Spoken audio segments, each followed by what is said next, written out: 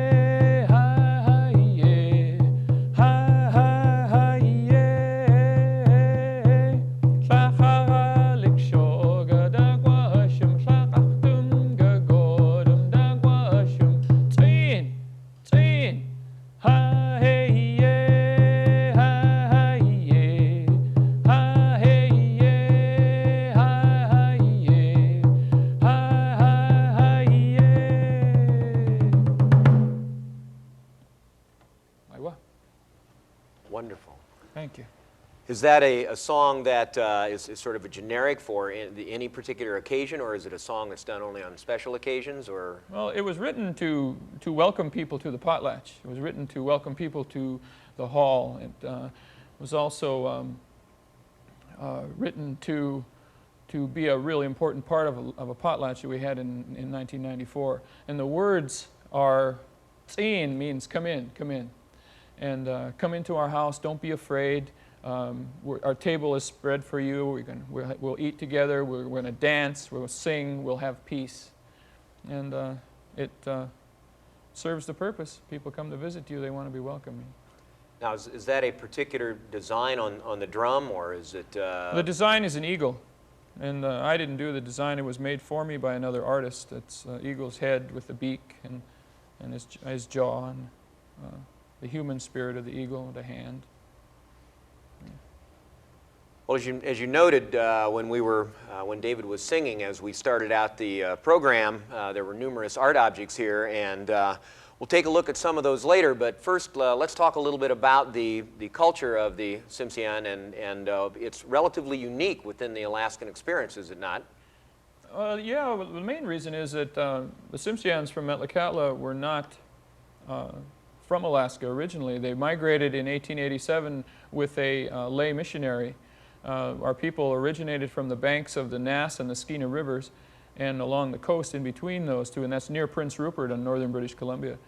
And they, because of religious, searching for religious freedom with this missionary to escape unjust laws and harsh church rules, they migrated to Alaska and were given by the United States government the island of on Annette Island in Alaska. And in 1891, an act of Congress gave them the land to be a part of the United States, or part of America. Now, was the actual migration sort of related to the banning of the potlatch in Canada by British authorities, or did that happen earlier? No, not really. That was around the same time, but it was mainly to escape a war, actually, or to avoid a war. I think they were under so much pressure, and there was such a terrible tenseness going on between the provincial, British Columbia provincial authorities and the church and this little community, this little settlement, and they decided to move instead of fight. The Tshimsian people are related culturally to the Haida and the Tlingit on the northwest coast. Our social culture is a lot the same. The art is similar, and totem poles and masks are probably where it's most different. But the language is what sets us apart more than anything else. Well, let's, since we're talking a little bit about totem poles, I know you've brought a whole series of slides in about the totem poles proper, the art forms, the symbols they represent, and how it relates culturally. So why don't we take a look at some of those slides and have you talk about what we're seeing here. Okay. Totem poles were a signboard. Totem poles said, "This is who lives in this house. This is what great things these people have done."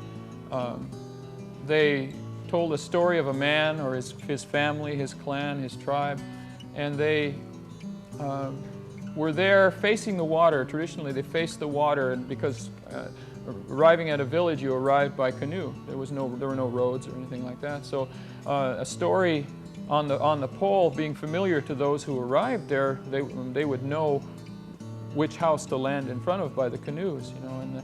And the totem poles never had any religious meaning. There was one of the things that was misunderstood by missionaries and non-native people in the early days, and which has led to the destruction of totem poles. Our own people cut their own totem poles down in religious fervor under the influence of well-meaning but ignorant missionaries and outsiders. And the totem pole is like a European's coat of arms, crest. It's like opening a book. The figures on a totem pole tell you a story. They help you to remember a story. I use this when I'm talking to children. If they open a book, say Winnie the Pooh or something real familiar like that, and they see Winnie the Pooh stuck in Tigger's house, in the doorway of Tigger's house. And you know, just seeing that image reminds them of the story. The same thing with a totem pole. The totem pole, the images on a totem pole remind them of a story or legend that they've heard. Well, in the images that we've been looking at, each one of those then each image on the pole would represent a different story? There may be more than one story on a pole, and these the pictures that you're looking at are many different tribes. The northern tribes, the people that I'm from, the Tshimsian, the Haida, and the Tlingit, were the originators of totem poles. Totem poles weren't all over the northwest coast as they are now. They originated in the northern end, some say with the Haida and then with the Tshimsian people, and then spread out from there.